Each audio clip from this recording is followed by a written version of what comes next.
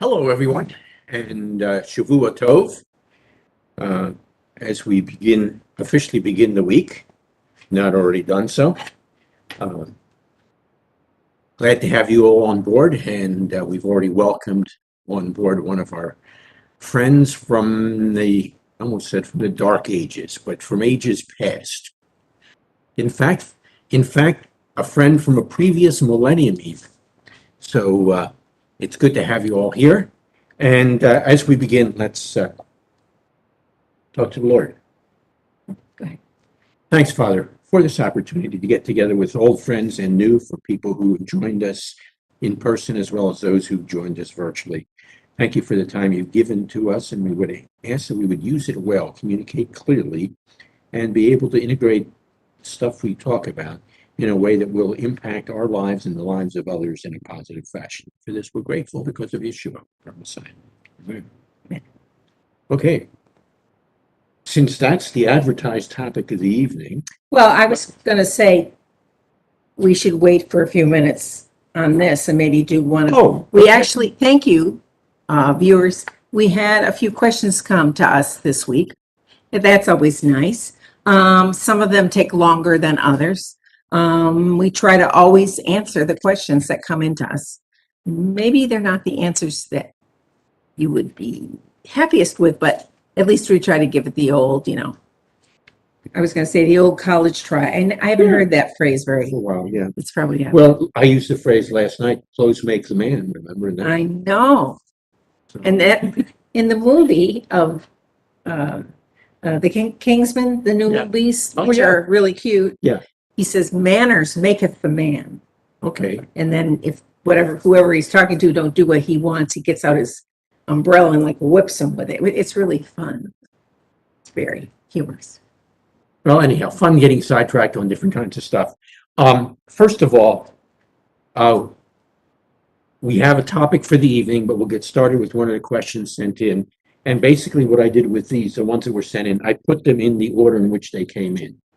But I do want to ask Quinn, if you join us either live stream or later, if you would contact us. We'd love to know how you got connected with us. Mm-hmm. And unfortunately, because yours was the most recent of the questions sent in, we will not be getting to that tonight. But any questions that were sent in that we don't get to tonight, we'll of course get to in coming weeks. Okay. Now, we usually give preference of place to those who are actually sitting in front of us. Mm-hmm. So do either of you have a question? Not at the moment. Okay, if you do, interject.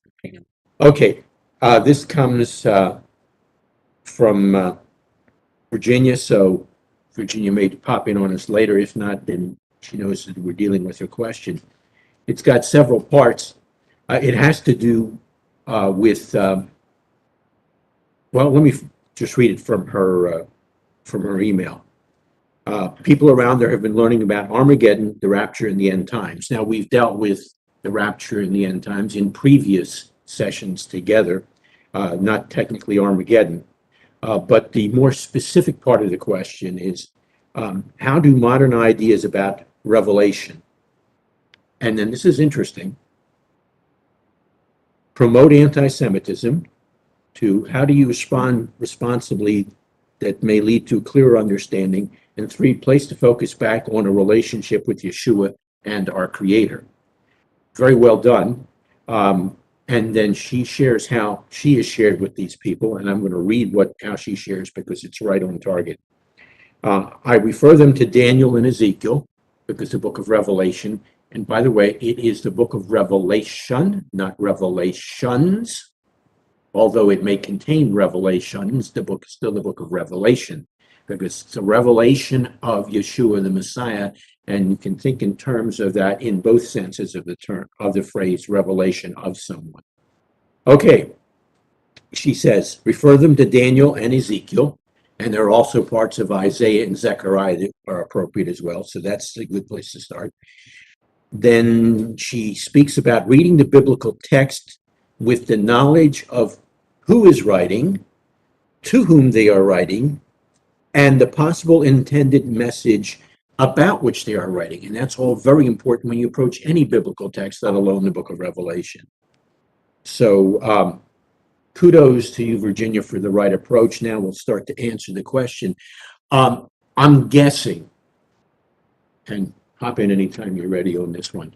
I'm guessing that some of the approaches to the book of Revelation that she has been interacting with or has encountered have to do with an emphasis not only in being the end times, but that being the very end of times.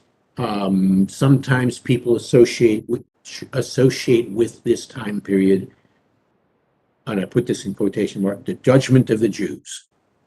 Now, historically, that goes back a long time. That particular idea or understanding goes back to around the year 400, if not even a little earlier.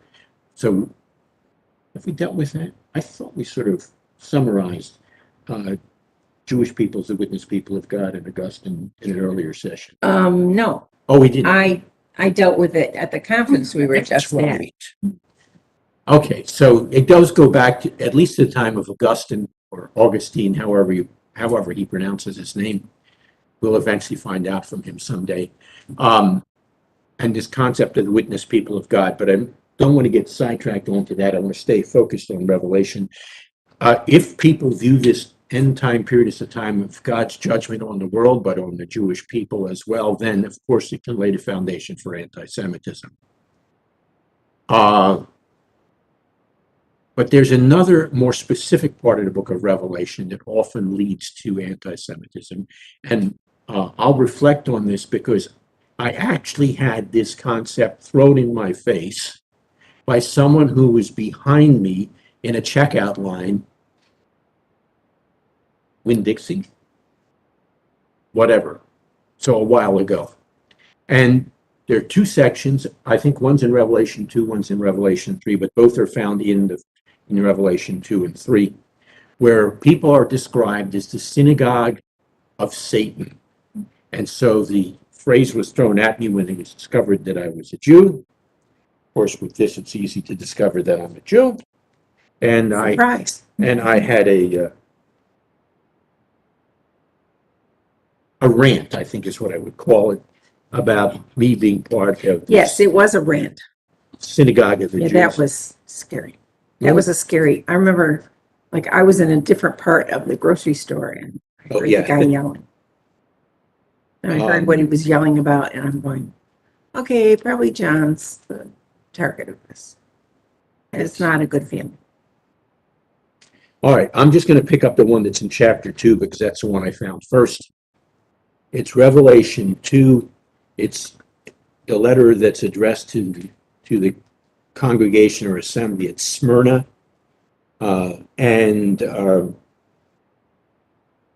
This actually has. Oh, Virginia's here. Hi. We're answering, we're giving you thoughts on your questions. On the question that you sent in. Yeah. But what you missed was our crediting you for the right approach to dealing with some of these people, with dealing with anybody regarding biblical text, the knowledge of who it's being written to, who is doing the writing, and what the intended message was for those to whom it is written. That is the exact right approach. So anyhow, we're dealing with first. That's because I have a good teacher. Teachers. We are just now dealing with the possibility of the book of Revelation and understanding and promoting anti-Semitism. And anyhow, I'm at Revelation 2, what did I say, verse 9? Yes, verse 9. There are, as I said, there's a general way in which the book of Revelation and its approach theologically can be used anti-Semitically. But there are these two references to the synagogue of Satan. The first one occurs in Revelation 2:9. And if you do exactly what Virginia said you should do, plus you read these, she's talking about reading in context, plus you read the whole context, you very quickly find out what's being described. I know your afflictions and your poverty, yet you are rich. I know the slander of those who say they are Jews and are not, but are a synagogue of Satan. Well, you just now found out who the synagogue of Satan is. Who are they? They are those who call themselves Jews, but who are not. So if you take the text as right as it is written on what? On at face value? Is that Yes, the term we it's want to pretty use? much It's very right clear. on the surface. No digging for deep, dark codes or secrets. But what happens is people say, "Oh, see, these are Jewish people who say who are not really Jews because they're not followers of Yeshua, and therefore they're called the synagogue of Satan." Now, that's not what the text said. That's what you just read into the text. The text says there are people who call themselves Jews, but they're not Jews, and because they're doing that in the way in which they're acting, they are described as the synagogue of Satan because of their other actions. It's not that it's a synagogue made up of Jews who are described as synagogue of Satan. It's a group of people getting together who claim to be Jews and are not. And they're in Smyrna. Okay, now, They're not in America yeah. in the context. Now, I'm going to get off on a brief hobby horse here.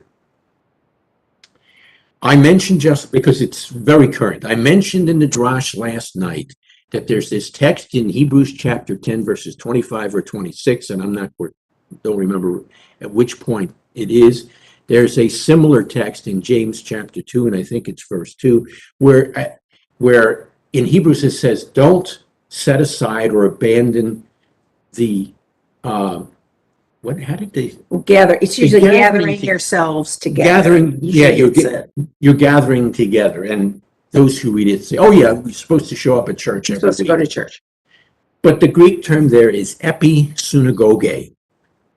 And here's a case where I wish they had translated as synagogue instead of congregation or assembly or whatever else, because it's encouraging people to show up at the synagogue on a weekly basis, which is exactly what I encourage you to do and you to do last night, because that's what the text said. In James chapter 2, it's the same thing. The term used there is synagoge, but it's never translated that way. It's often translated as church or congregation.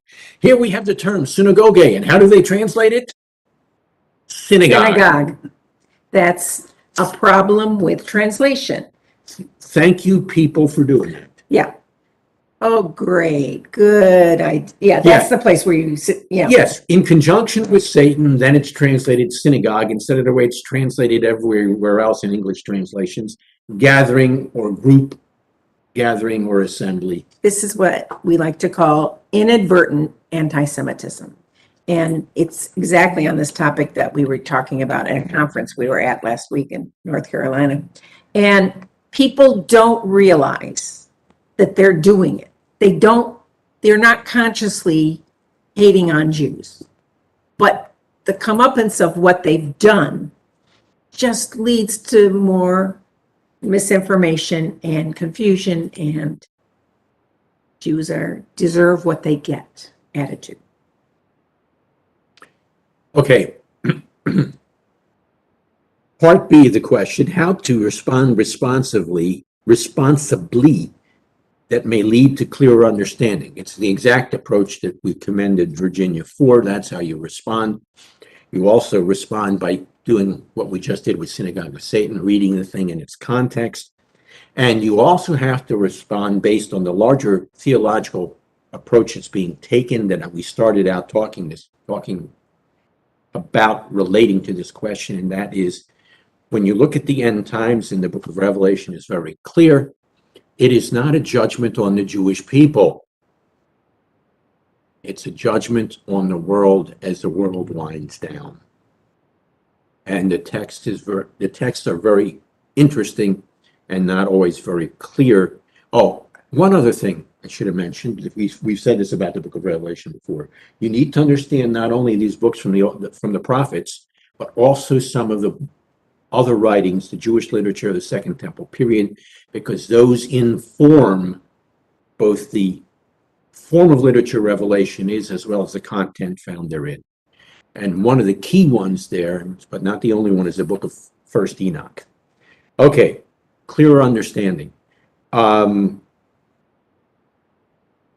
yes, if you do read carefully the book of Revelation, and here's another one of those times that things are taken out of context, or not read in context. Revelation 7, Revelation 14 talks about the 144,000, and there are all kinds of interesting claims as to who the 144,000 are. But if you read what the text says, there are 12,000 from the tribe of Judah, 12,000 from the tribe of Benjamin, 12,000 from the tribe of Asher, 12,000 from the tribe of Gad. You getting the point? And all 12 tribes are listed. These are 12,000 people who are Jews from the 12 tribes that were never lost. That was a different, we've done that in a different session. And these 12,000 times 12, which is 144,000, are the specific emissaries or ambassadors for God who seem to be involved almost full-time, if not full-time, in getting the message of Yeshua out to the people around them. So in this case, once again, the Jews are the good guys and gals. If you read the text in question, or the text in question. Or don't be like the Jehovah's Witnesses who claim that they are the 144,000.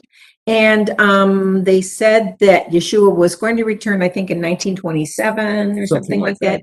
And that didn't happen. So that was a little sort of black mark on their theology. But also, they soon, or not too long after they were founded, figured out, hey, there's more than 144,000 Jehovah's Witnesses. What are we going to tell our people? And so I think it was, well, it's a symbolic number now. So, Yeah. So it's weird how in different time periods, things can be, misconstrued in different ways. You don't just have the people back then misconstruing, you've got people all down through the centuries misconstruing it. I just wanted, are you done with in general? I was going to do the last part. Oh, okay. How do you place the focus on Yes. to bring the focus back to a relationship with Yeshua and our Creator, as the question was asked? I would start with the title. This is the revelation of Yeshua, the Messiah. And both in the beginning of the book, I think somewhere near the end of chapter 1 and near the end of chapter 22, which is the end of the book, I just thought of something. It's the first time I thought of this. In how many years have we talked about Revelation? It has 22 chapters. How many letters are there in the Hebrew alphabet? 22. I wonder if this were An translated. acrostic. I wonder if this is in some sense an acrostic. An acrostic, it would be, in this situation, would be like each chapter begins with the next letter in the Hebrew alphabet or Greek. But Yes, that would need more work. That'd be like master's thesis for somebody who wants to Yeah. get it. Maybe there's get a something. Maybe there's theological something degree. in each chapter that a letter is assigned to if you take it back into the Hebrew. That wouldn't surprise me at all. I'm sorry, you don't take it back into the Hebrew. Although the author fluently knew and wrote Both. Hebrew And Greek. and Greek. He didn't write fluent English, by the way, and also would have known he would have been fluent in Aramaic. The book is originally written in Greek, but if you were to translate it back, or if you were translated into Hebrew, I'm wondering if something would show up. All right. What does Revelation 1 and Revelation 22 say about Yeshua? Makes it very precise. The book expands some other parts, like he's going to show up and be called King of Kings and Lord of Lords. There's a marriage feast that's associated with it that builds on the marriage imagery between. Oh, we talked about this last night. Jeremiah 2, verse 2. God says, like a young bride, you followed me in the wilderness.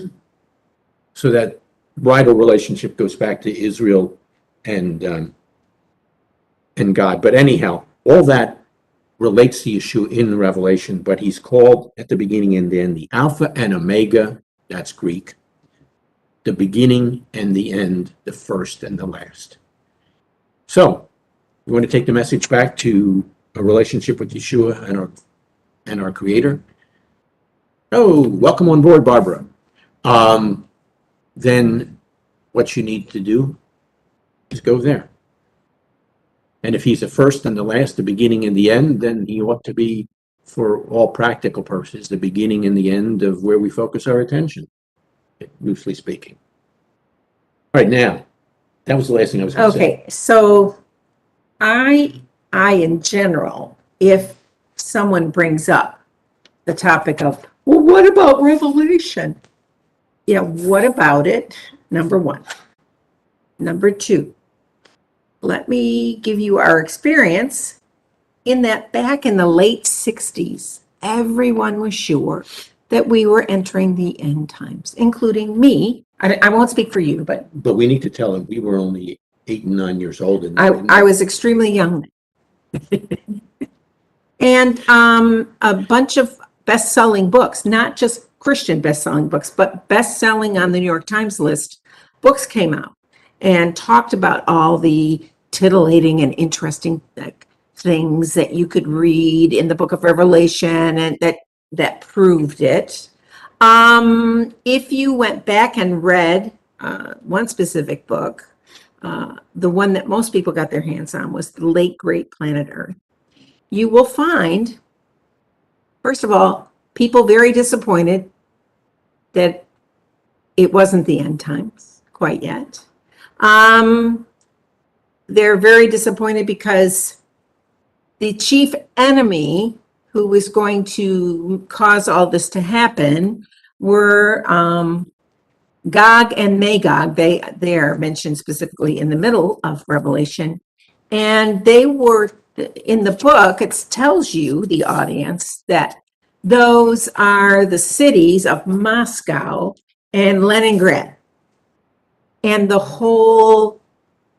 the enemy that brings about the end times was the communist world. And they were the big enemy to watch out for. And now here we are in 2020.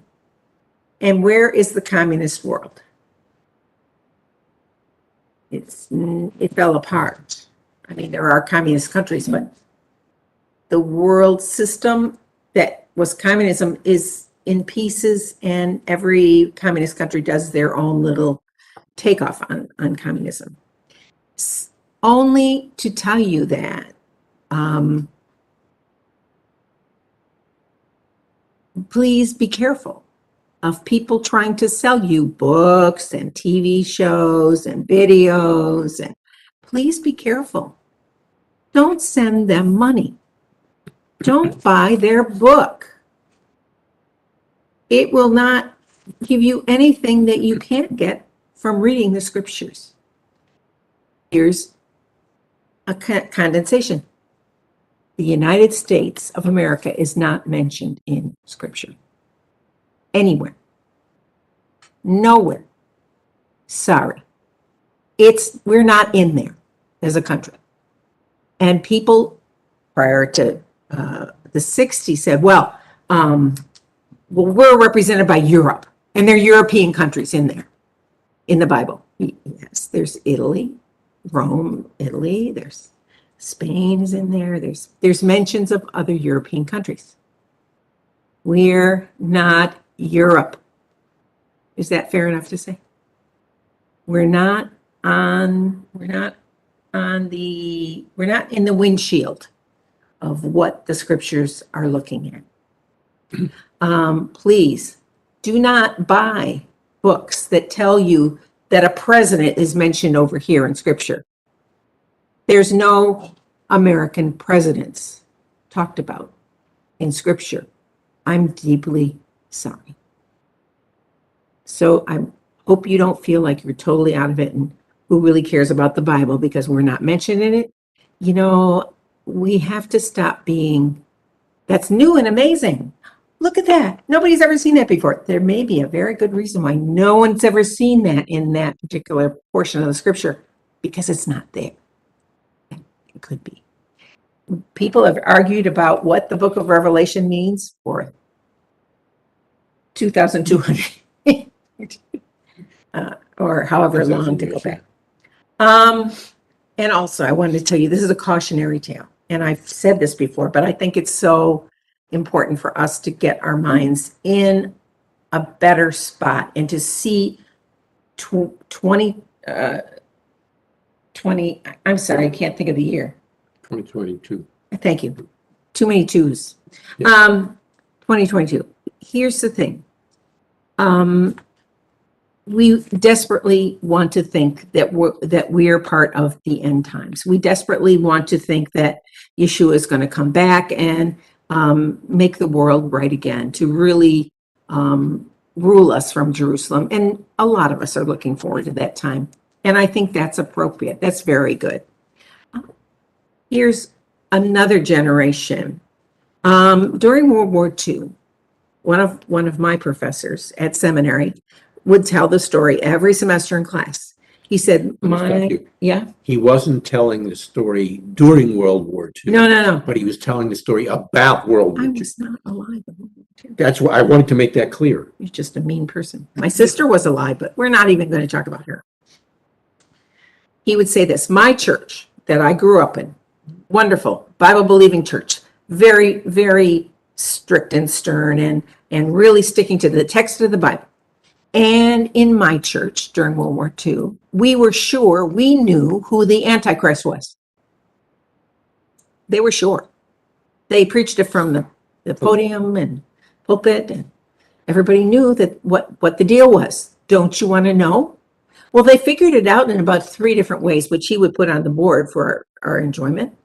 He goes, and we know because of this and Italy and Rome and this over here and this verse here and that verse over here in a different book, we know it's Mussolini. They were sure. Except it wasn't, was it? But they all got a blessing out of it, and they thought they were smart.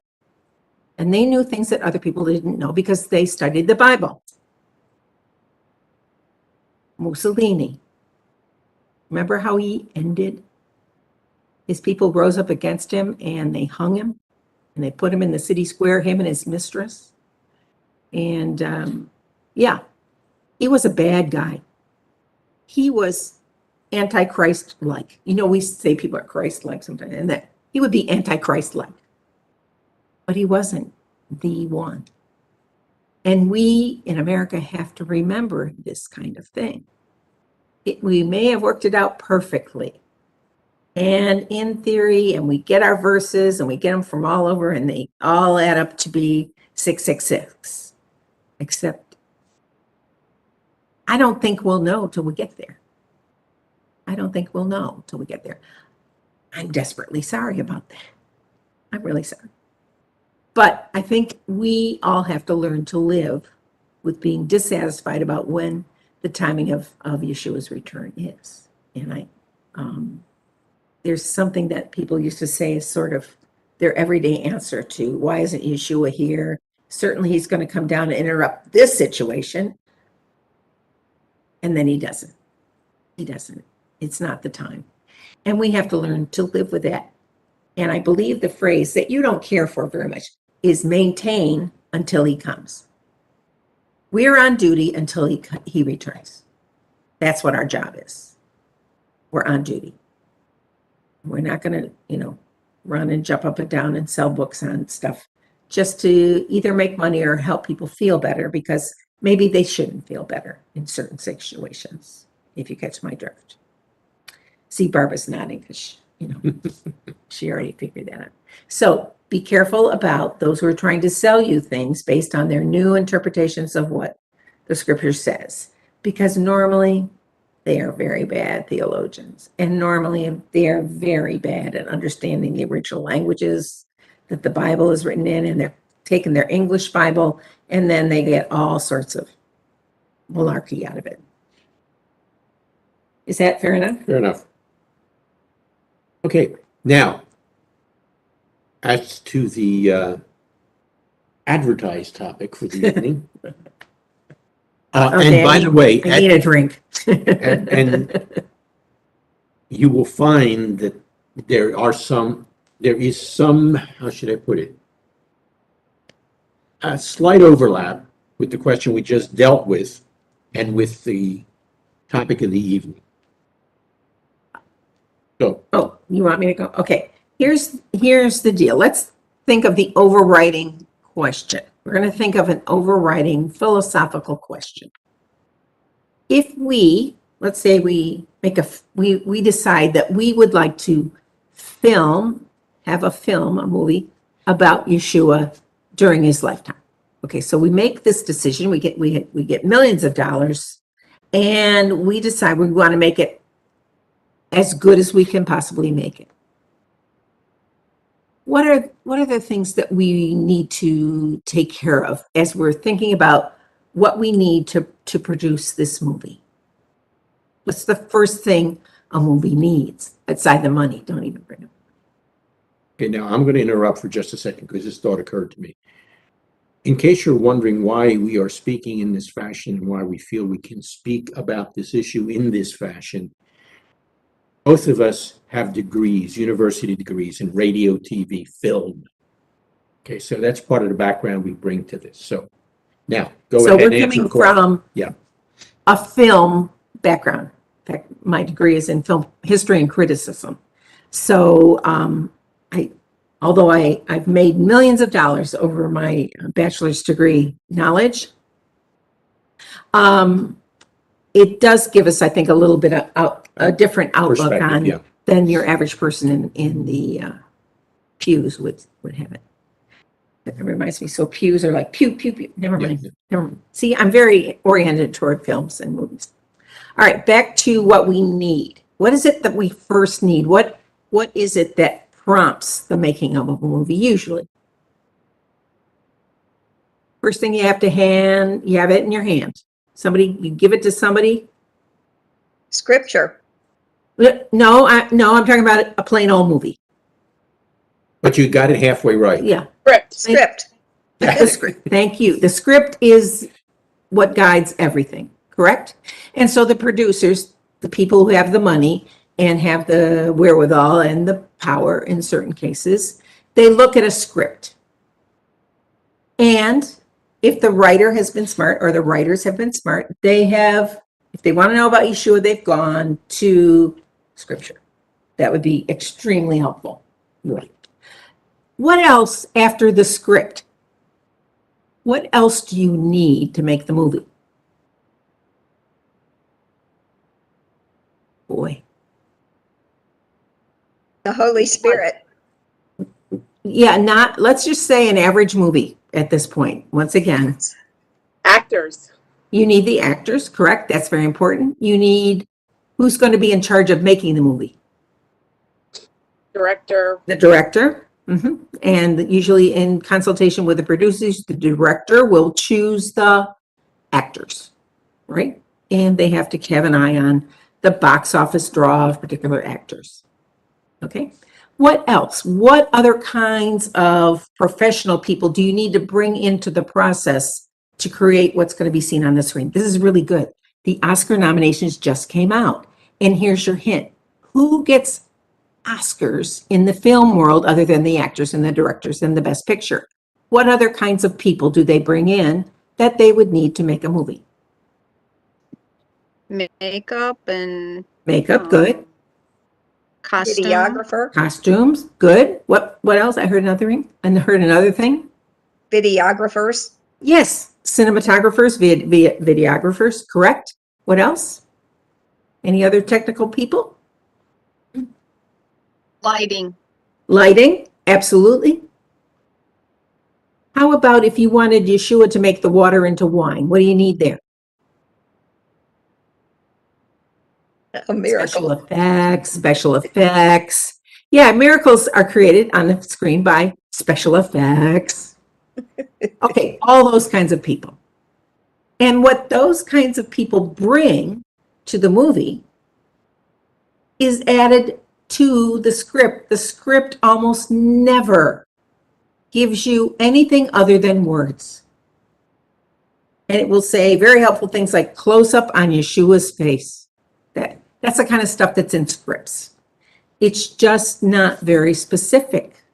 And they like it that way because especially if they've chosen a director who's well known for making good movies, and every time this director comes out with a movie, they hype it as being this director's movie. You can think of maybe a few, like Martin Scorsese. No matter what he comes out with, a lot of people are going to go see his films. You can choose whatever. Star Wars movies, if it's directed by George Lucas, the early years, but now there are favorite directors that if you like Star Trek, Star Wars, then you would pick a director because you know his films are good and you enjoy their films. Peter Jackson. Peter Jackson is another one. He's both a producer and a director, so he has a lot of control. All right, having said that, now that we have the vision in our mind, how many years ago was it? I don't even want to know. I'm just going to say 10 years. About 10 years ago, remember, Mr. Mel Gibson came out with, I think it's over 15. quiet down. Over 10 years ago, Mr. Mel Gibson came out with a very, very famous film, and he's going to run and get something, a prop. He's going to run and get a prop. We didn't even talk about the props. Does everybody remember when it was around? Did everybody see it when it was around? My children refused to see it. And here's the reason why John and I saw it. In fact, I had to see it twice, is because we were asked to write a book about the movie and whether or not it was accurate. The book, which John went to get, only is about an inch wide, so it's not 1,600 pages. But in studying for how to write this book and how to evaluate what Mr. Gibson had put on the screen, we had to study this whole process over again with respect to this distinctive single movie about that Mel Gibson had created. If you'll think about it, and if you're, a little older like John and I, there have been lives of Yeshua put on film since there was film back in the 1910s, 1920s. There were silent films that were the lives of Yeshua. In the 60s, there were 4 or 5 different ones. There was Ben-Hur, although it's not focusing only on Yeshua, but it does have giant chunks of his life are put up on screen, correct? And Ben-Hur is played by Charlton Heston, and it shows the crucifixion, actually the crucifixion scenes from Ben-Hur. If you haven't seen it since you were alive in the 1960s, it might be worth watching because it was best picture, it was best everything, best actor, best director. There was also a movie in the 60s called The Greatest Story Ever Told, and that has Jeffrey Hunter as Yeshua. And I think that's the movie that has John Wayne is the centurion at the cross. And so he brings all of his acting ability to being that soldier at the cross. It's not. What other movies? There was one called The Last Temptation of Christ, which was based on a very wacky Greek novel where the filmmaker's trying to show you what's going on in Yeshua's mind, especially as he's hanging on the cross. And so that's a little wacky. I'm just naming some of the films that have been made. Would you consider Jesus Christ Superstar? Jesus Christ Superstar Yes. Did not purport to To be. be, No, it knew that it was, being fast and loose, but it was entertaining. Mhm. And it kept it was almost like a mystery play from the Middle Ages where you had the good guys and the bad guys, and then it shows, things happening there. Yeah, but I wouldn't call it Yeah. a life of Yeshua. And finally, in the 1990s and 2000s, you got miniseries on TV. Once you have a miniseries that's like 10 hours long, you've got a lot of film and there's a lot of detail in it. There was a set of both Life of Yeshua, and then after that, Book of Acts, I would say like 2010, 2012, made by a very famous Hollywood producer who's married to Roma Downey. I can't think of his name. But he was doing the Life of Yeshua. And then, of course, you had Mel Gibson's, and you can find them. I'm only naming the ones that I can think of off the top of my head. They have all attempted to do this thing. And now we have the newest member of this group of people who want to make lives of Yeshua.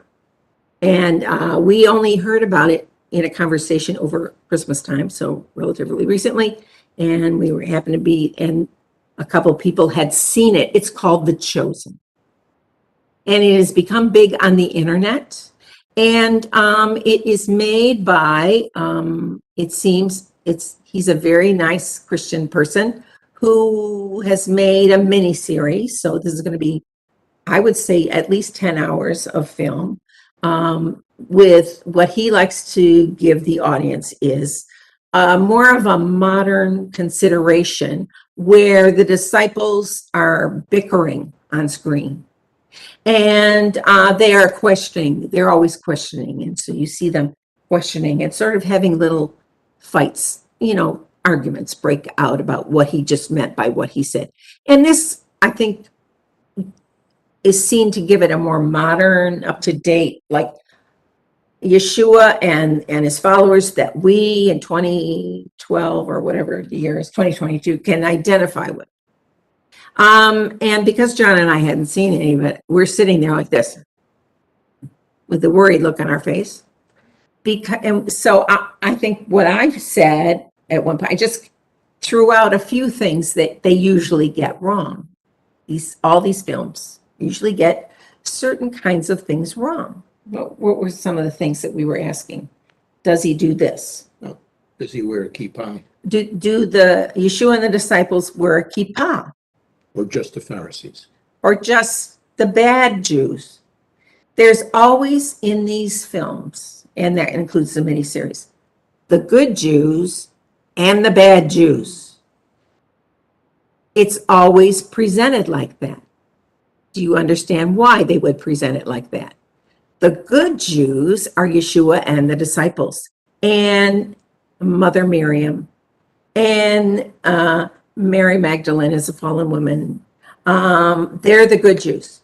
And then they're the bad Jews. And who are they in the scripts? Take a guess. There's good Jews and bad Jews. Who are bad Jews? Sanhedrin, the The Sanhedrin, Sanhedrin, yes. and the Pharisees. The Pharisees, the Sadducees. How about the Zealots? Do the Zealots get a designation of bad? We know Yeshua had at least one zealot among his closest followers. So maybe not as bad, but they made trouble. See how they're troublemakers, those zealots, bad. They must be sort of bad. They made trouble. Anybody else who might be considered bad Jews?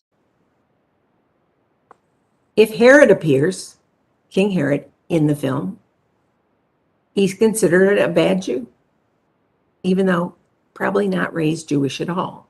His father was a convert, and his mother was a Gentile princess. So Herod the Great, in life, was not a good Jew at all. He didn't believe in anything but himself. But you have good Jews and bad Jews, right?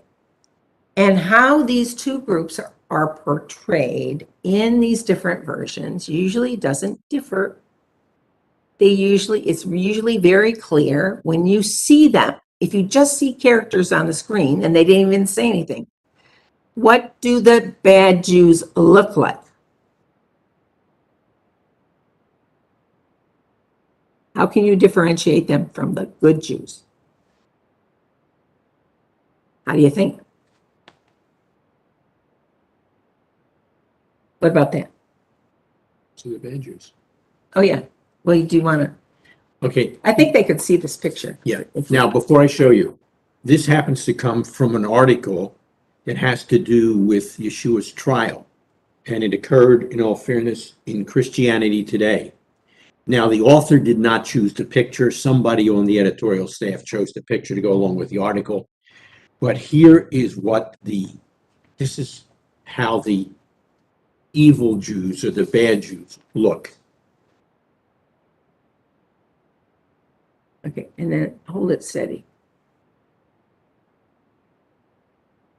Do you see how dark it is? Do you see how they're wearing Guys, black?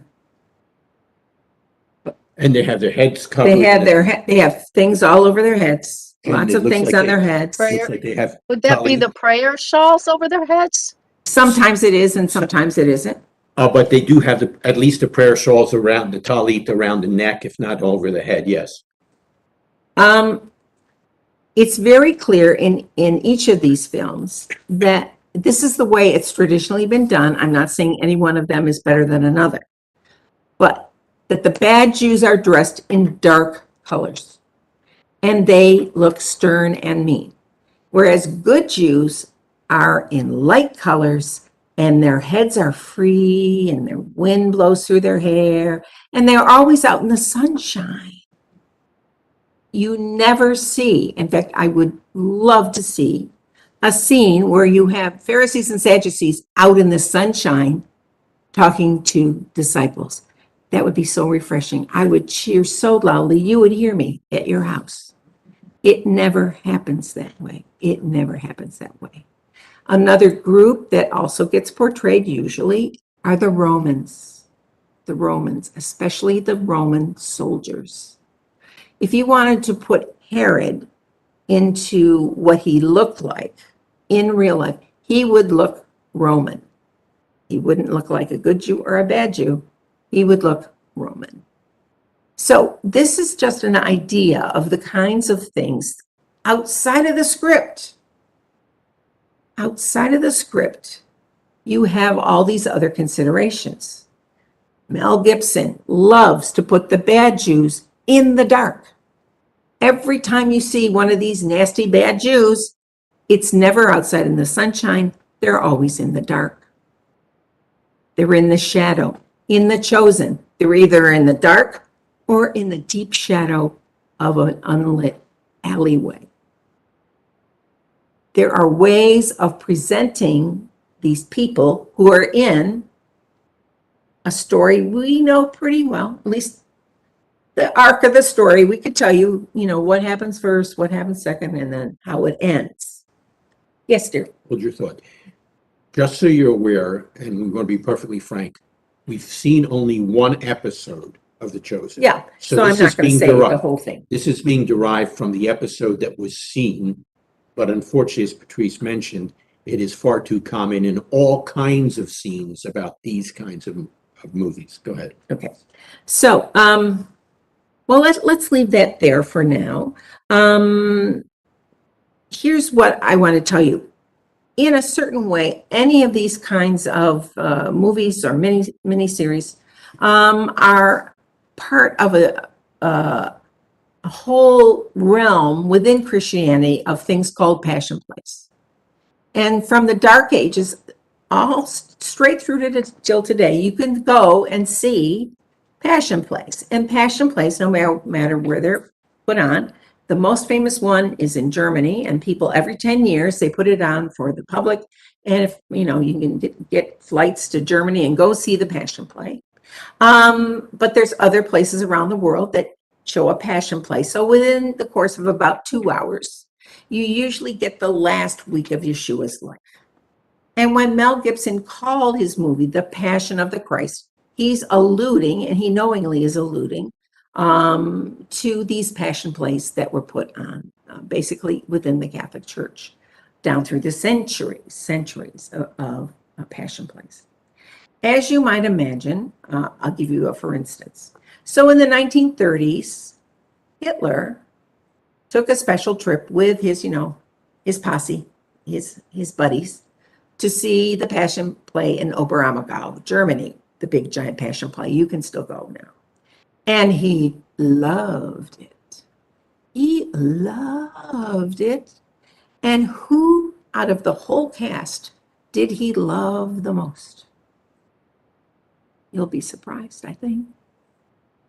Hitler could not stop talking about how great this character was. Pontius Pilate. He loved Pontius Pilate in the Passion Play. Why would he pick him? Well, he was a Roman, don't you know? And he was the Roman legate that was in charge of the whole land of Israel at that point. And in Syria, I think. in the Middle East, he was a very efficient ruler. He also didn't take any nonsense from any religious group that was roaming around the Near East in that time period. He was known for keeping a tight handle on all these crazy people, especially those Jews, because they were just crazy and didn't want to buckle down to Roman rule. So whenever he came up against the Jews, he let them know in no uncertain terms, this is the way things are, and this is where things are going to be. And therefore, in the Passion Play, everything around him was all Roman statues and Roman building ideas. And he's dressed like a Roman, and his wife also appears in Passion Plays, and she's dressed like a Roman. And they are ever so civilized and calm and wonderful. And when he left the Passion Play, I love Pontius Pilate, he says, because who is it that Hitler loved? I'm not talking about who he hated. Who did he love and admire? The Roman Empire. And if you go to Germany today, you will see buildings and decorations that are very Roman, because that's who the Third Reich wanted their kingdom to be, like the Romans. So just keep that in mind. If you and I saw it, we might not admire Pontius Pilate so much, but that wasn't the way it was. So after World War II, several Jewish groups got together. Actually, I think it was the Passion Play producers came to certain Jewish groups and said, can you help us make our Passion Play be not as horrific to Jews? And basically they used those words. And so a group of Jewish people got together. They read the script for the Passion Play that had been used. And they said, well, you need to change this here, and you need to change this here, and you need to change this here. And sure enough, that's what the Passion Play people did. And so the Jewish group that had worked on these changes and worked on the wording and worked on it all, went to see it for the first time. Remember, it's only produced every 10 years. And here's what the Jewish group said after they saw the brand new, improved, not anti-Semitic version. Here's what the guy said, who was in charge of this workshop where they were participating. He says, I never realized that it's not just the words in the script that change the presentation. It's the costuming, it's the staging, it's the lighting, it's all of those things that don't appear in the script that make all the difference in the world. And I think that's my main thing I want to say about The Chosen. Maybe it's not what they're saying that's the problem. Maybe it is all that other stuff, like the bad Jews are always in the dark, the good Jews are always in the sunshine, et cetera, et cetera. The Romans are wearing beautiful in The Chosen. In The Chosen, in this Christian rendering miniseries, the Jews are dressed in very nice clothes. Very nice clothes. If you're a Roman soldier who's been assigned to Israel, not a prime assignment, you haven't gotten the best placement, why would you be rich? You wouldn't be. Now, guess what the disciples' clothing looks like in The Chosen? Well, they're poor. They have raggedy sleeves. It's like burlap. That's a common misunderstanding too, I think, that most people don't understand, is we assume, because we're told so in Christian churches, that Yeshua and the disciples were not rich, that they were poor. And I'm not sure where that had its start, but I think, at least in modern times, I'm looking back into the Depression era. And I think that Yeshua was preached as poor so that more people who didn't have Could anything identify with. couldn't identify. If he's rich, they can identify with him because he's poor. Let us both assure you that disciples, especially the ones who were fishermen, and Jenny, you've mentioned this too, the usual attitude is, oh, they're just dumb fishermen. They don't have any education, they're poor, they don't know what they're talking about. Whereas we know, because they weren't, let's go out with our pole and our hook and catch some fish for supper, that's not the kind of fishermen they were. They went out in boats and they threw nets over, which means with teams of sailors catching fish. It was a family business that they were running, and they were middle class at the least, especially in the Sea of Galilee, which had a giant fishing industry, of which these two were raised in the giant fishing industry. Anybody who goes to Israel and bothers to study what's going on in the history of fishing in the Galilee, and there's a whole thing about it, and there are experts there, they will tell you they were probably pretty rich. And that's how they can afford to go on this jaunt with Yeshua. So that's one thing that you can see in The Chosen. It's not correct. When I looked in the credits, so I looked at the credits because, We get to credit. Oh, yeah. Let me interject one thing. All right, if the good guys are poor and the bad guys are rich, that reinforces an ages-long stereotype that is at the heart of anti-Semitism, and that is all Jews are rich. So just the costuming there reinforces that long-standing anti-Semitic trope. yes. Now the way, in the credits. So I'm looking to see in the credits, because John and I actually stay for all credits at all movies. But anyway, I'm sitting in my room, sitting in a TV room watching the credits. And I see nobody who's an expert that's mentioned in the credits. If you watch a medical show, in the credits, you'll see medical advice from, and they give you 2 or 3 or 4 people that they've gone to see if they got it correctly. Law, if you're watching Law and Order, something about lawyers, they're going to have a lawyer on staff who's going to tell them this would never happen. This is the kind of argument they would use. They would keep them on track. Here's what The Chosen doesn't have: anybody to tell them what the accurate thing is. And archaeology has come a long way since the Middle Ages, as has history, etc. So that makes me extremely nervous that the guy who's running with this and raising money for all his miniseries is not getting any help from any experts whatsoever. It's crazy. Scott, did I see you raise your hand?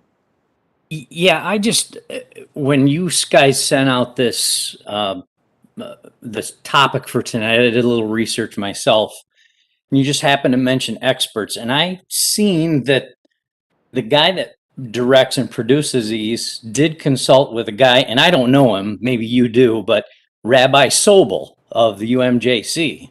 Oh, yeah, we know him. Okay, well, I just wanted to throw that out there, that this was one Is of that his who he experts. mentioned? Those 2 guys went to Israel, showed him around, did some stuff like that. So I thought I'd bring that up. Isn't They that actually have 3 experts that go over every one of their shows, and one of them is Rabbi Sobel. They have, I think, a Catholic priest and a charismatic person. So I don't know why they didn't credit them, but Yeah, you would think they put him on the screen if they were happy Right. with their advice. Okay, right. let me speak about Jason, whom we know. We know Jason.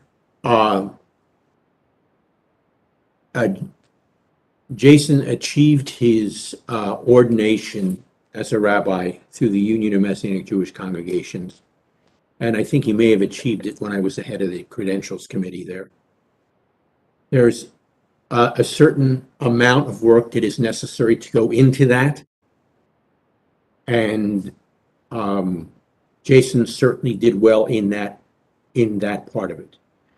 But as part of the credentialing, unless Jason has gotten other degrees elsewhere in this field, that credentialing does not make you an expert in Second Temple Jewish history, culture, and religion.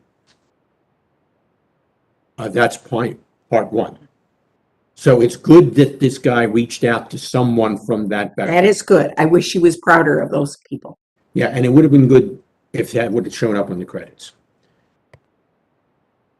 But it would have been good to have someone who teaches Jewish history or the Second Temple period at a university, or it would have been good to have an archaeologist of the Second Temple period, because not all archaeologists in Israel focus on the Second Temple period. It would have been good to get their input on some of this stuff. And the other thing you need to remember, and thanks for looking that up, because I think I had heard something along that line, Scott. It would have been good. It would be good to know just how much of Jason's advice was actually taken. Just because you have these people to rely on doesn't mean you actually rely on them. You just draw on them as you choose. And I'm leaving that as totally as a neutral statement, because I don't know, we don't know. But we're reflecting now on how this episode came across because of a variety of. Can I just mention one other thing? Please.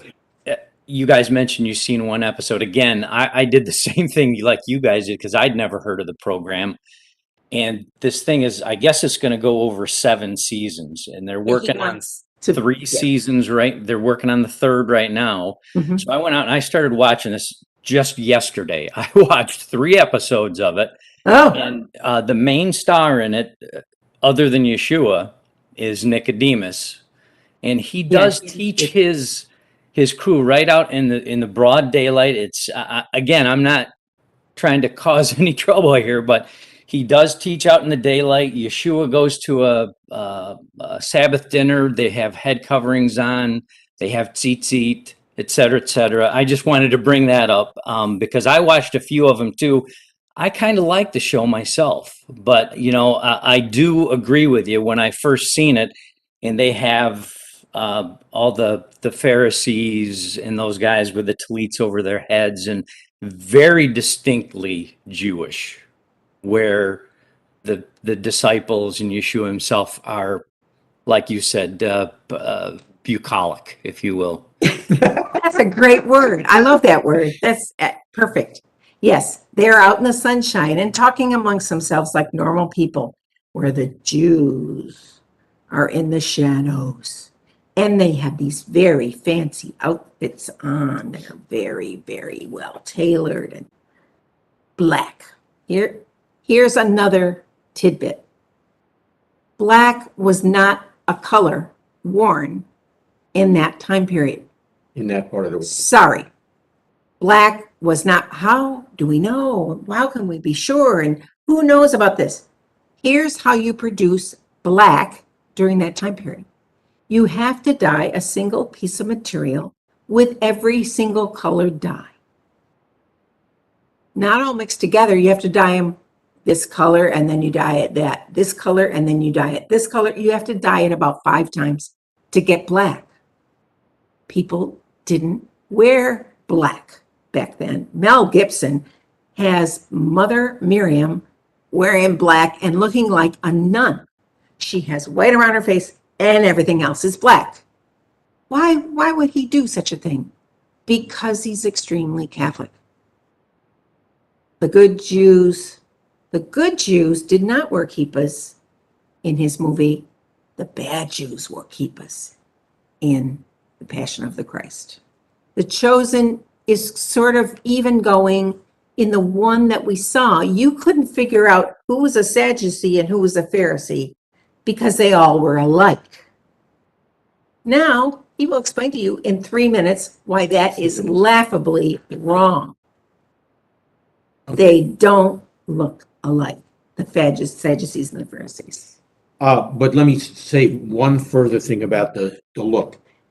If it is Yeshua's opponents who clearly and recognizably look and dress like Jews, and it's not Yeshua and his followers, then you've got the problem already entrenched.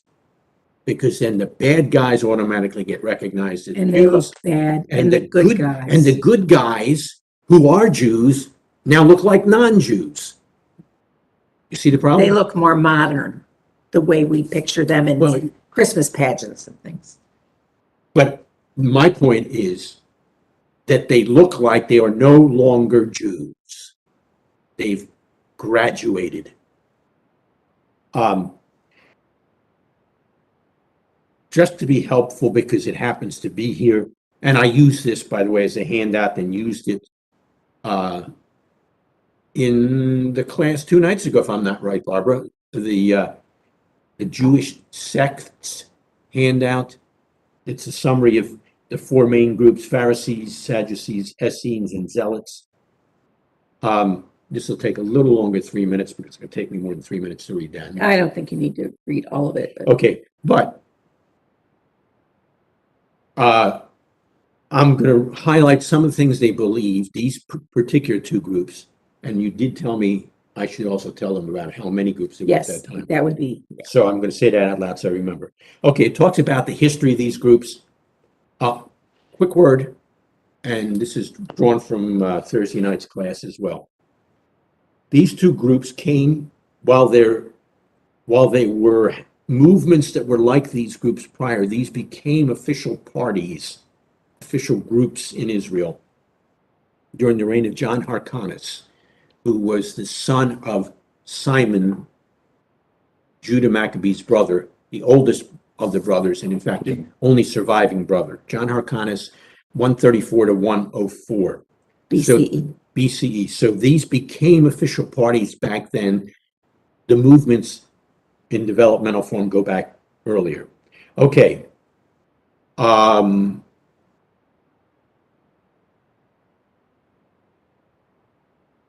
This says, and this is one of the places where it's wrong, along with the Torah, they accepted as equally inspired and authoritative all material contained within the oral tradition. That's dead wrong.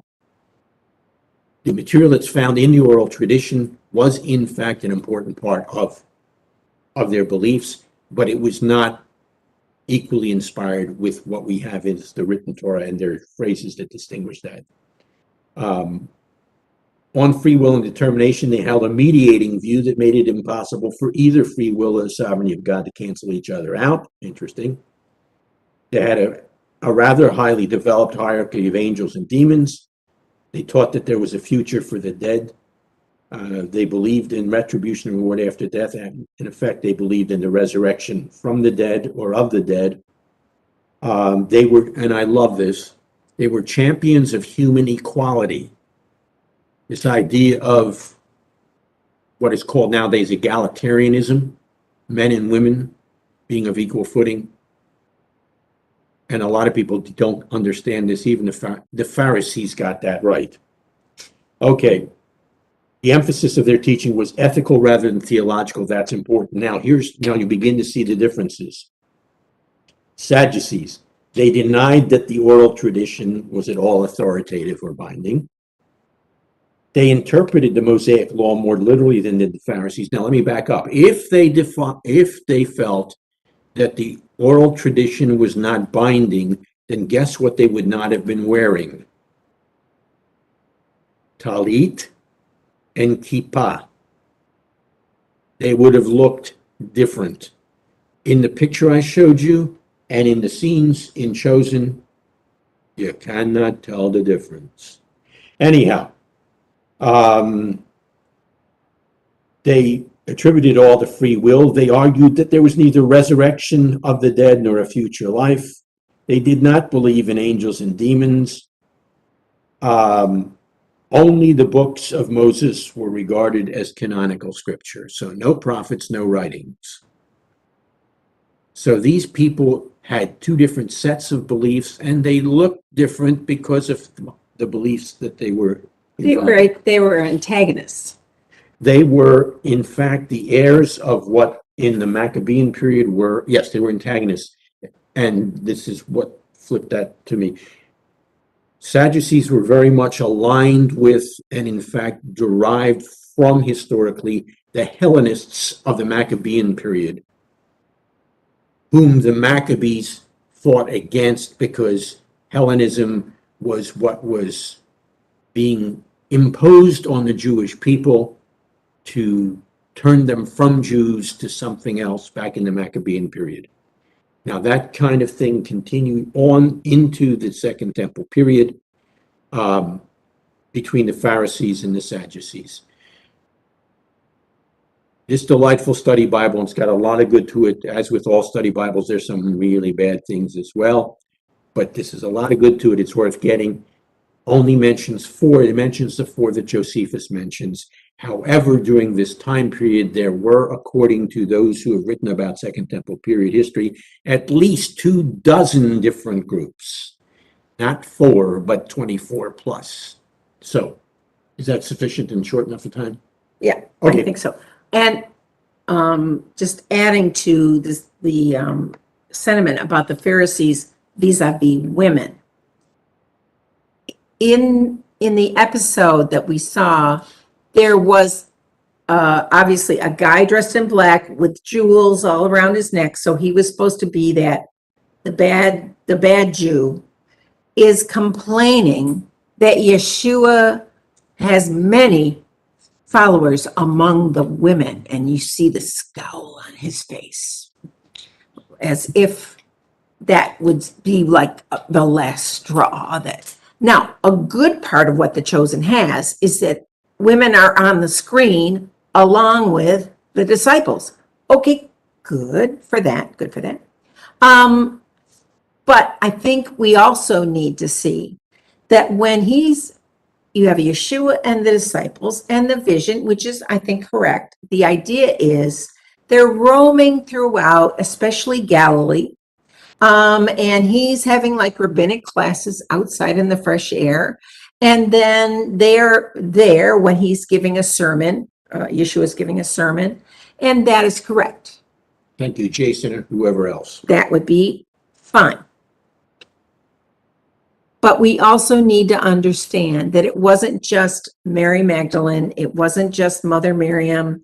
It wasn't just somebody's sister, which is the way it looks in The Chosen. So there's 6 guys on the screen, and then there's these 3 women. Okay, good for that. But you could do even more, because we know that these itinerant rabbis had groups of women who followed along behind them. There were groups of women who followed along behind them. And when he gave sermons, they were doing what you might categorize as supplying food and clothing and details of this itinerant band, like a support mechanism. Would be women who are somewhat staying by themselves at night, but there were a lot of women in the big group of Yeshua's followers.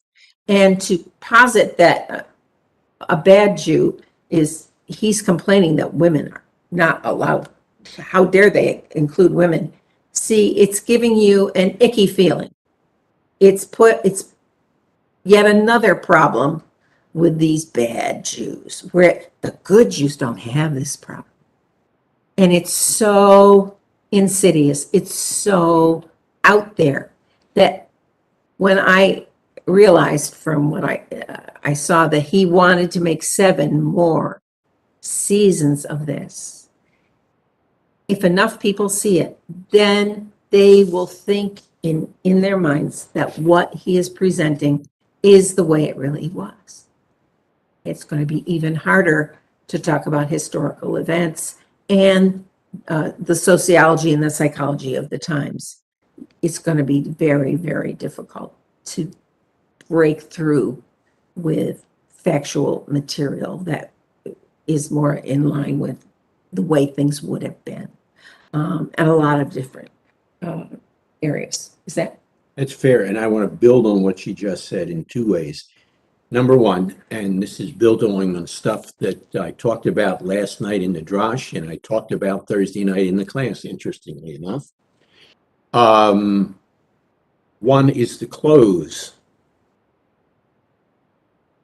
The costumes. The costumes, yes. The people who were known for their clothes of extravagance tended to be Sadducees because they were among the nobility and the well-off. And of course, the one who would have the most resplendent clothes, as we discovered just last night, is the high priest. If you remember, that was part of the parsha from last week. As far as Pharisees being upset at women, it's the Pharisees who helped lay the groundwork for the way in which the synagogue functioned. And in the synagogues of the Second Temple period, there was not divided seating. Women were counted among the minyan, or the quorum, and women were among those who were asked to come and read from Torah or Haftarah. That's the way things functioned. So if you get something other than that as an impression that a Pharisee would be upset at women being part of this group, yeah. And in fact, as Patrice was saying, the women of this time period and those who were followers of Yeshua, and it wasn't just for Yeshua, often provided the financial or economic and social support for these rabbis and leaders, because they had the social status and the economic status to be able to do that as well. So that too is far too frequently missed when the women are portrayed. And then I will conclude my little rant here with the statement from, gosh, we looked it up. Where did I quote that from? Matthew, where Yeshua is talking about his mother. Was that chapter 10? Anyhow, his disciples come to Yeshua and say, your mother and brother are outside, or brothers are outside. And Yeshua looks at his whole crew of disciples, not just the ones who brought this message, and say, here are my mother, my brothers, and my sisters. That's how he described his disciples. Now, let me suggest, if his disciples were only men, he would never have said, here are my mother and my sisters. Fair enough? Look at pictures of the disciples. Count for me the number of women that are usually presented. None. Fair enough? So All that right. was my rant. Yes, I'm done that's ranting. good. Well, the last thing that I think we have time for, but I think it's worth talking about, is at the end of the episode geez, that we forgot were all about watching, it's getting ready to, fade to black. And it's starting to get dark, and in their time period. And Yeshua starts saying, I want to teach us all a prayer that we could all say together. Now let me think. Well, how should we start? Well, I think we should start by acknowledging our Father who is in heaven. And then it sort of fades out, but it's clear he's supposed to be teaching his disciples what's called the Lord's Prayer. But the way he begins it all is he's thinking of things, and it's like, oh, what could we use next? How could I word this phrase? It's like he's getting it from the thin air and making it up as he goes along. It doesn't take too much education to realize the Lord's Prayer is totally taken from Jewish liturgy at the time. He wasn't getting it out of thin air. He wasn't making up the words as he went along. He was combining, known statements from the liturgy. And so that made me shudder. Because once again, it's not that it's anti-Jewish, it's just so thoroughly non-Jewish.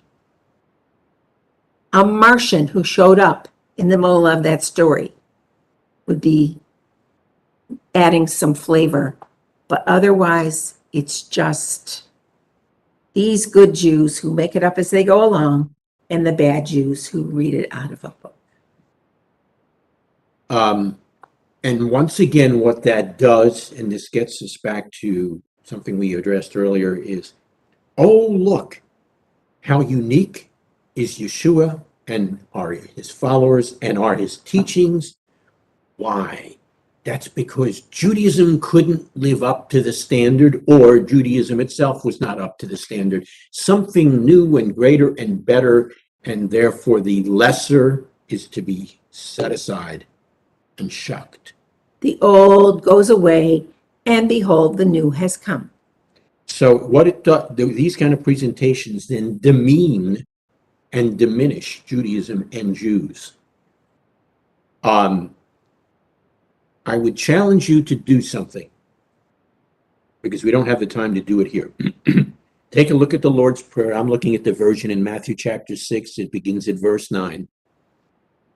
Avinu Shabashamayim Yikadesh Mecha Malchutcha, and so forth. You can chant this, and we have the Hebrew version of this, in fact, in our Siddur. But look at both the Hebrew and the English and compare it with two things. Scholars have already done this, so you're following in somebody else's footsteps. With the forms of Kaddish and with the Amidah and its 19 benedictions in the daily form. Take a look and see how many parallels you can find between these two standard pieces of Jewish liturgy that were current at the time of the Second Temple period, and you'll see what Yeshua has done. He's drawn from the prayers that they were already reciting in the synagogue in shaping this for them. And I'm trying to think. A couple. I mentioned Kaddish. We did Kaddish last night. Trying to think if some of these phrases actually occur. No, some of these phrases are not in the abridged and summary ones that we did Friday night, but are in, as I said, the other paragraphs of the daily Amidah rather than the Shabbat Amidah. So that's what you need to look at. If you're looking at it in the Resplendent Fisher Siddur, the daily Amidah are somewhere in the pages in the 50s of the Siddur, and Kaddish you can find in various locations in the Siddur, because there are at least 4 forms of Kaddish in there. So have fun with that. The one that pops into mind right away. Look at pages 156 and 157. Is that enough for what we needed to do here? Well, rest assured that I already have the next episode that we can see on our cable.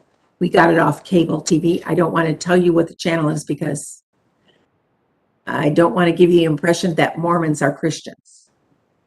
Mormons are not Christians in any kind of way, other than they use Christian terminology and they say they are.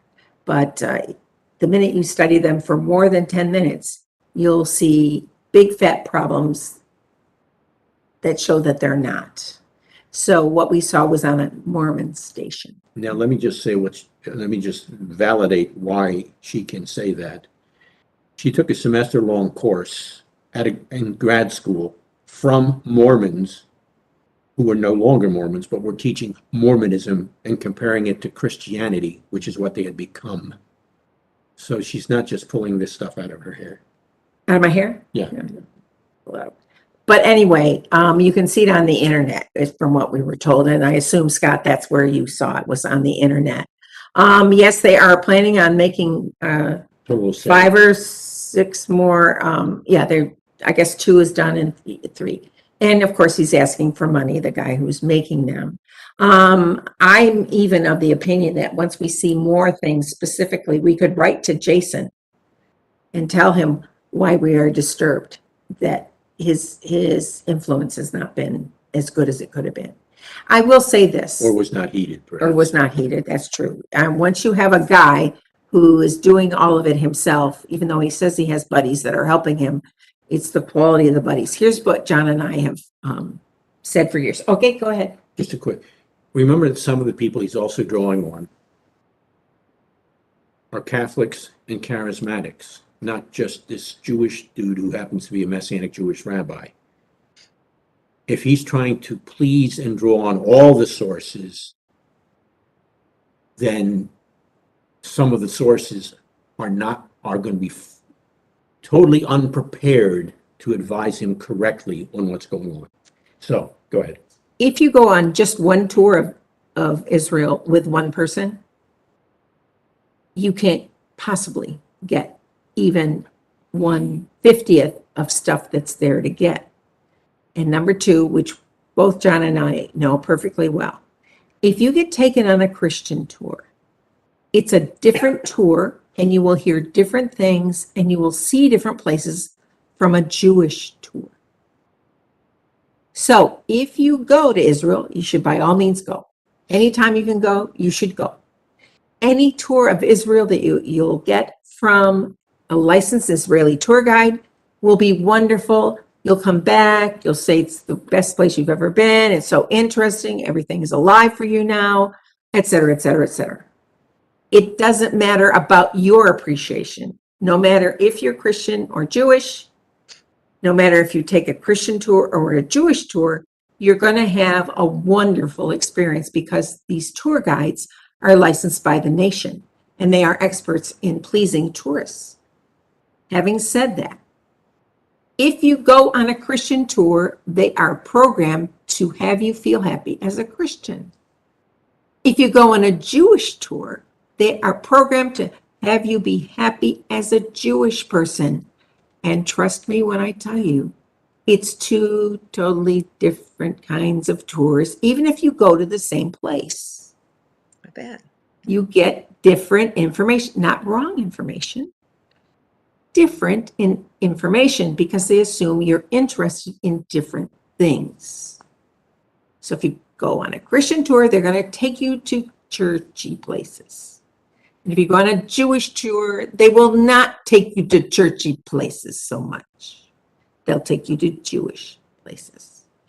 And so hopefully it would be very nice if the producer of this series takes many trips to Israel and learns from many different kinds of people who are licensed tour guides because they can help with understanding the way things were.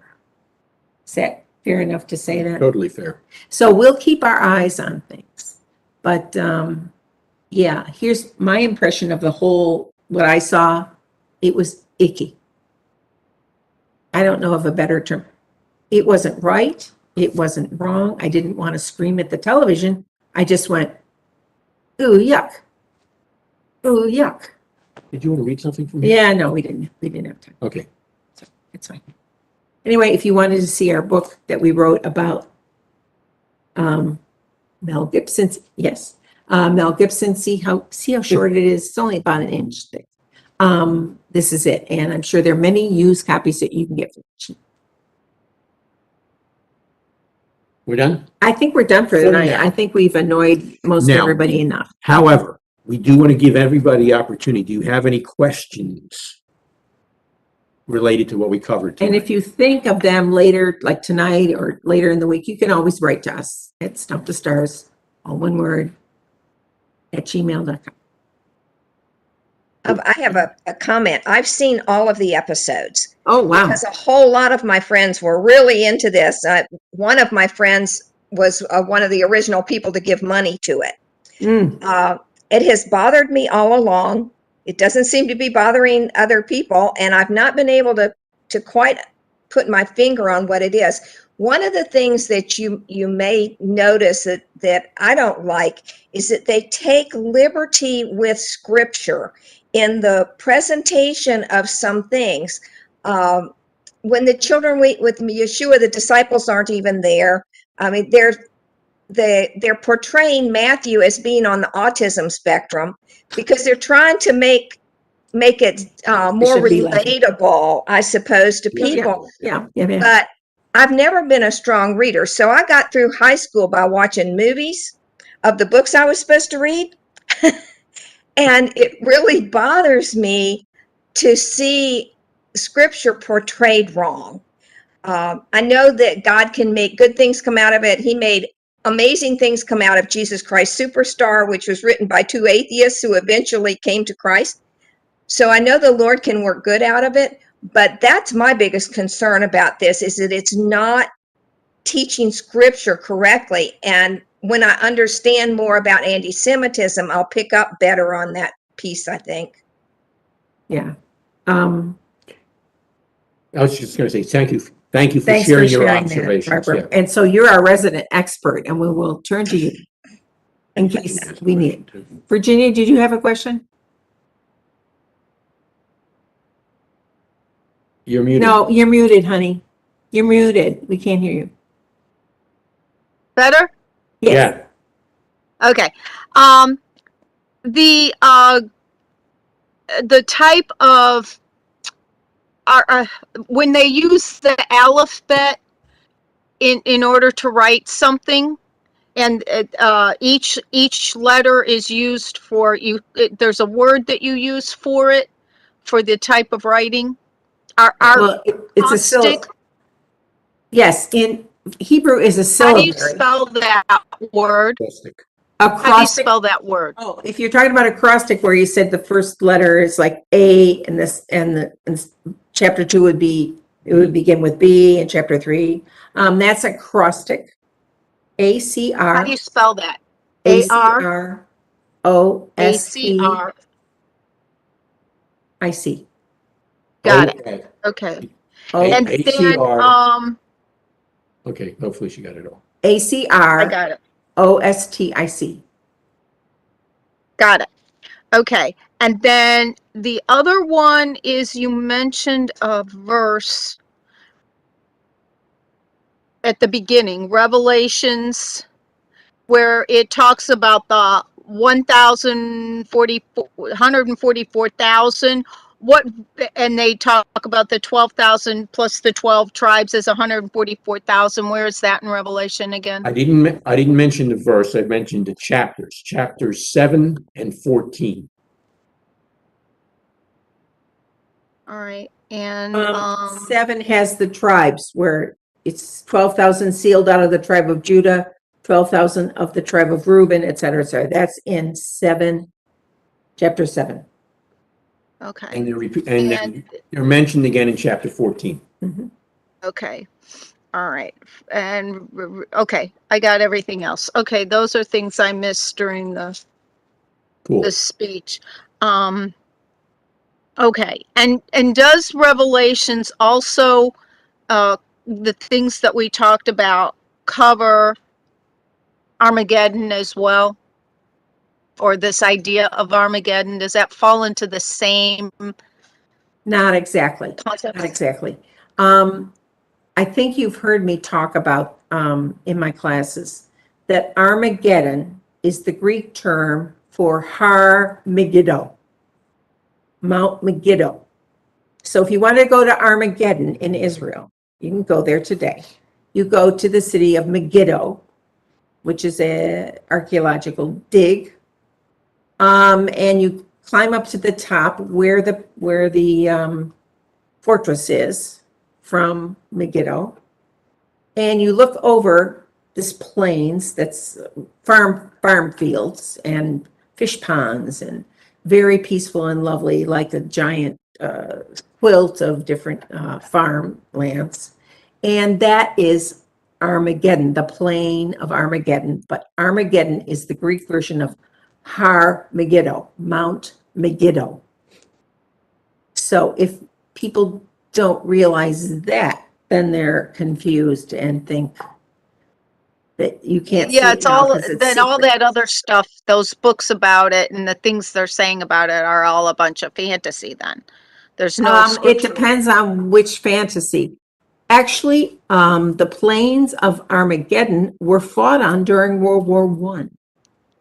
And there are films of the British fighting the Turks in the farmland, in the valley, which is a giant flat valley. And you see horses are fighting the first version of tanks in these silent movies. So it's once you put it in actual terms, it's no longer this psychological vision in the air. No, it's ground. It's level ground, and it's a big, giant, flat area. And so you could, have it be like Gettysburg, or you could have it be like a giant battle in the past, and this is where it would be taking place. So that oftentimes is So the message of Armageddon people to is go, not huh? a future Well, yes, prophecy. yes, it is. But what the nature of that is, I can't even begin to tell you what that is. Is it a cataclysmic battle? Yes, it is. It's a cataclysmic battle. Is it there, in the farmlands today? It seems as though, but it also seems as though it's more than that. Right? It seems as though, because now we don't have armies on horseback and little tiny tanks. They were tanks that seemed to be the size of a golf cart. That's what it looks like when you see these films from World War I, to show that this part of the world was fought over during World War I, which most people don't realize that either. But it's not as simple as people like to think, or it's not something we can just have a giant visual in our mind and then we see it. That would be silly to dwell on it, because in a certain way, we don't know how or when. But that has been a battlefield for 3,000, 4,000 years. And it's an actual place you can go to. What'd you find? For whatever it's worth, I found one reference in all of Revelation, the book of Revelation, to Armageddon. And it simply says, then they gathered the kings together in the place that in the Hebrew is called Armageddon. 17. Revelation 17. 16. 16. 16. And that's all that I could find in the book of Revelation. Okay?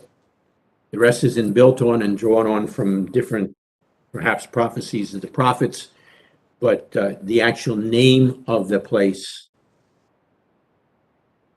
that's the only place. Is there a Hebrew name for it?